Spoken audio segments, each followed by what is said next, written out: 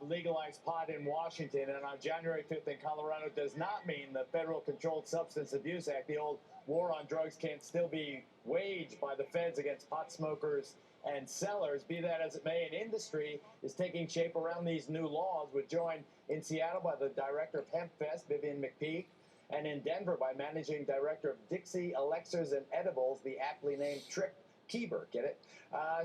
Vivian, you first. So Hemp Fest, what is it, and are you happy? Well, Geraldo, Hemp Fest is the world's largest annual cannabis policy reform event. We get about 250,000 cannabis enthusiasts come out every year for the last 22 years without incident. You know, these laws are fixing a problem that doesn't exist, and we're really excited that Washington State's taken a huge step forward for equality and liberty. And Trip, what kind of products are you going to sell aside from just the old roll and smoke them if you got them? Good evening, Geraldo. Dixie Elixirs and Edibles is a manufacturer of infused products, primarily the aspect being THC, providing euphoria to both patients here in the state of Colorado and hopefully elsewhere in the not-too-distant future. Did you bring any displays? I did indeed. I have a small display of some of our various products, which would include medicated elixirs. 12-ounce medicated elixir would provide the equivalent of 40 milligrams of THC to a consumer or to a patient. We also have sublinguals, which are under the tongue, glycerin-based tinctures, and then most recently, earlier this month, we launched a medicated mint, which is very socially acceptable. So we're very excited about what the opportunity is. So wait a second, Chip. So you have these products so you can get stoned without smoking. You just put a little thing in your, like a mint, as you say, and it has the THC, and you get loaded, right? Well, we do focus on products that provide a euphoric aspect or psychoactive aspects of medical cannabis. Obviously, in the next month or so, we'll be focusing more on consumer-related products. But that is correct. All of our products do provide generally a state of euphoria to a patient. A state of euphoria to a patient.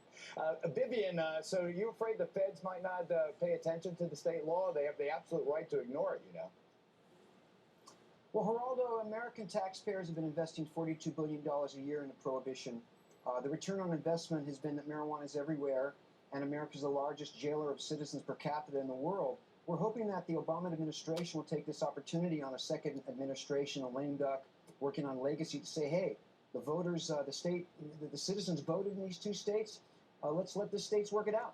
All right, that's Vivian McPeak and Trip Kieber. Weren't you a federal prosecutor in that very office in Seattle, Washington? And I'm going to tell you, they are not going to let this go. They're not going to let this happen in the state. No, the feds can come in, as you know, as you just said, and trump anything that the state... Controlled Substances Abuse Act is a federal law. Right, and when I was a federal prosecutor, we had the zero tolerance program, where you came in from the border of Canada or anywhere else, the slightest amount, and you were put in jail for a day.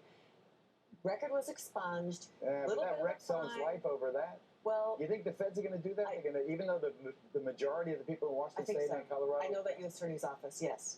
And so, Joey, you got 18 states passing medical marijuana already. A third of the American people.